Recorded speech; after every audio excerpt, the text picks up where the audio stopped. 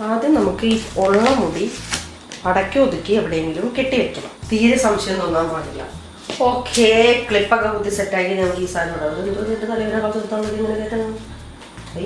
അതാ വരുന്നത് നമ്മുടെ വിക്ക്. ഓക്കെ, നമുക്ക് ആദ്യം ഇതൊന്ന് ചീക്കി സെറ്റാക്കാം. ഇതെന്റെ ഒറിജിനൽ മുടിനേക്കാളും ഭംഗിയായിട്ട് എടുക്കുന്നുണ്ടല്ലോ. Michael Elias, Jackson Elias. ഇങ്ങനെ പ്രാങ്ക് എന്നും പറഞ്ഞ് ഞാൻ അവന്റെ മുമ്പിൽ പോയെന്ന് അവൻ ചോദിക്കും, ആരാ? ഞാനാ ഈ കുട്ടി ഇങ്ങനെ കളിക്കേണ്ടി വരും.